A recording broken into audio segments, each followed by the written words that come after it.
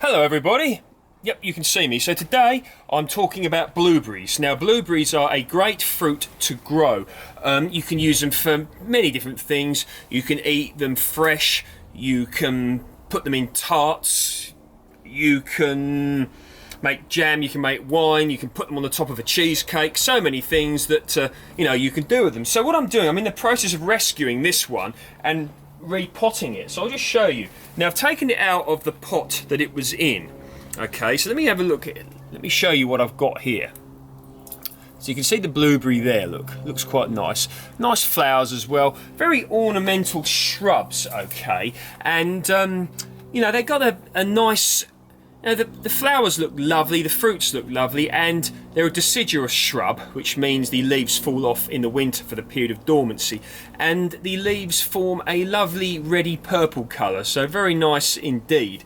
Now, they do require ericaceous, which means acid-loving soil, okay, so that's a pH of around 4.5 to 5.5. Some will say 4.5 to 5, but you should be alright with 4.5 to 5.5 pH, 4.5 to 5.5, okay? So many people, when they buy blueberries, what they do is they go down the shop, garden centre, they buy one, they stick it in the ground in the garden, and the plant doesn't thrive, looks pathetic, doesn't do well. Well, more often than not, this is because the soil in that garden is too alkaline, it's not acidic enough, and maybe with a gooseberry or a currant bush you'd get away with sort of that approach. With a blueberry plant, generally you won't, okay? You need to create acidic, otherwise known as ericaceous soil, okay? Now, I've got a video that I put up a few years ago of how to create your own blueberry ericaceous compost. I'll link that down below. Now, I don't have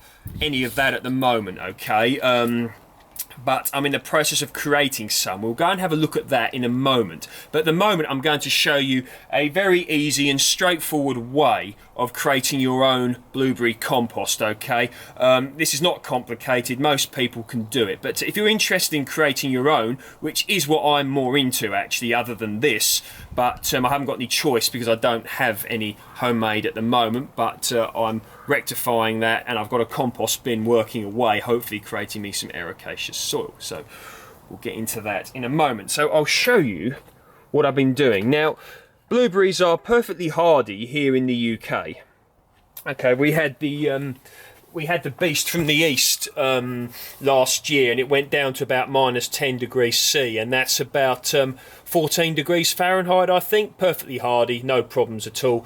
Beautiful. So there we go. So you can see what I've got here. Now there's the plant, and that's the pot that it was in. So I've taken that out. Now in here, what I've got drainage stones at the bottom of the pot, okay, and I've got some ericaceous soil that I've put in here, and I've also used a bit of this Azalea camellia and rhododendron, continuous release plant food. So this releases, nutrients into the growing medium, and it's very good for blueberries and the other plants that it states on there. So the ericaceous compost I'm using, all right, is this stuff here, Westland Grosure. All right, now, as I stated, I would much rather have my own, but I haven't made enough.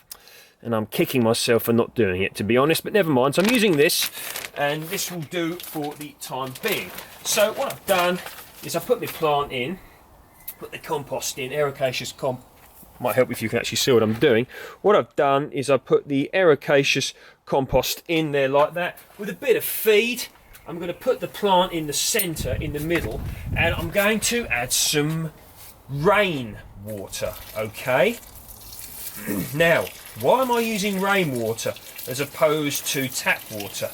Well, the main reason in this situation is because if you start using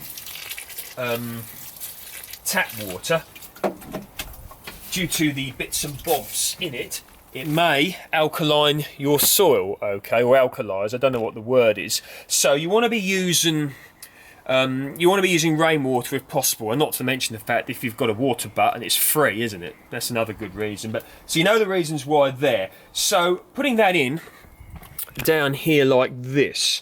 Okay, now that looks cool, and I'm really, really happy. So I'm going to put, whoops, I just knocked my geranium over. So what I'm going to do we just put some lovely more ericaceous soil around the edges here. Now this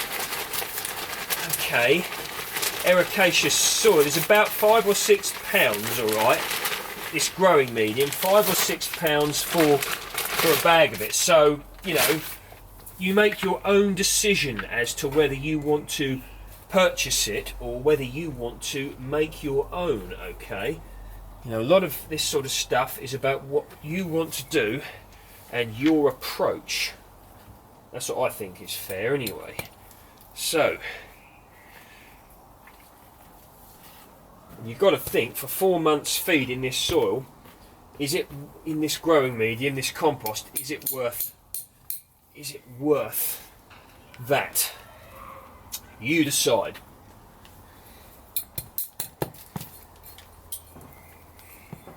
Foaming it down nicely. And I'm going to put a bit more of the original.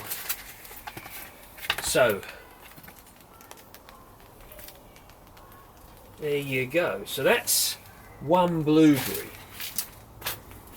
Now, this should do well in here.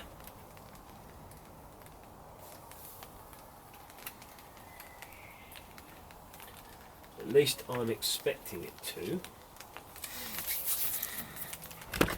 Now, blueberries, at least modern day varieties, they can produce fruit on their own pollen, okay, meaning they are, you know, partially self-fertile. But it is said that they do better if you've got different varieties, maybe like 2 or 3.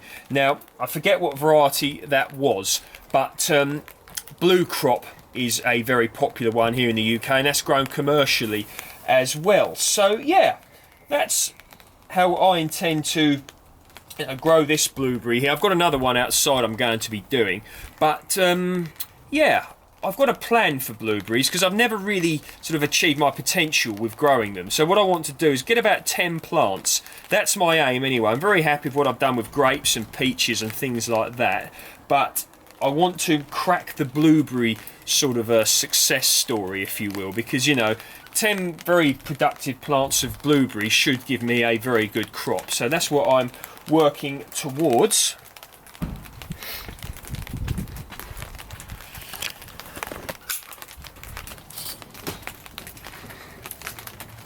Now, another thing that I'm going to be doing when I get it is blueberries, they benefit very much from a mulch, okay, because the roots of the blueberry plant don't tend to be particularly deep, okay, and they can dry out relatively quick.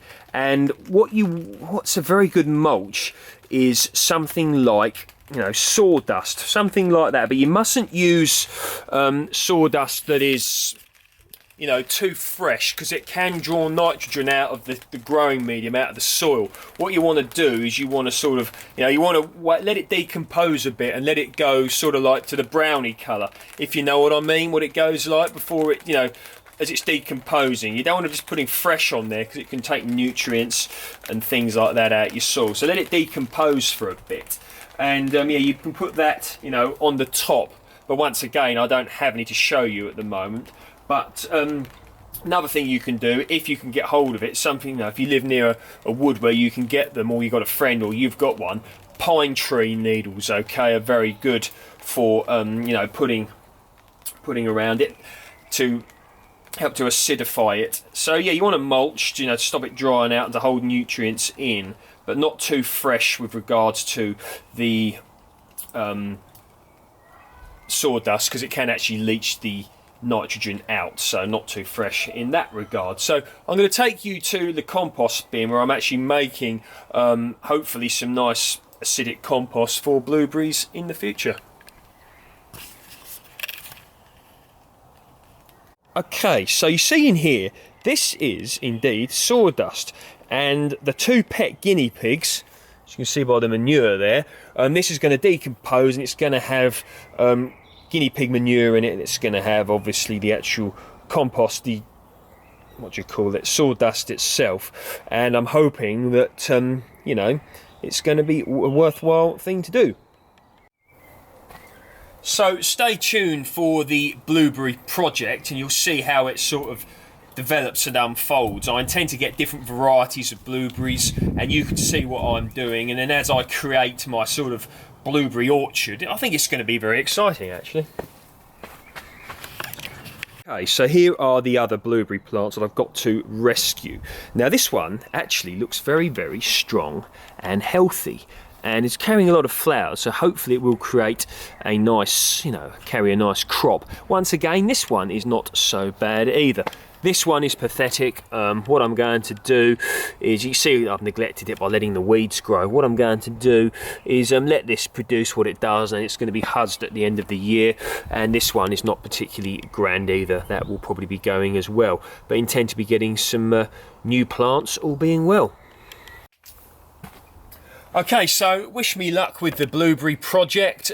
Anything you want to say about blueberries, any advice you've got, or any what are good plants to grow, whatever, post down below, because next month, or maybe later this month, I'm going to be getting some new plants. So maybe maybe a blueberry or two, and as you know, I want to get another citrus as well, but I've more or less decided what I'm going to get, but I'm still chewing these things over. So yeah, thank you for viewing, and if you like my work, please feel free to like, share and subscribe, and enjoy the bank holiday. See you next time.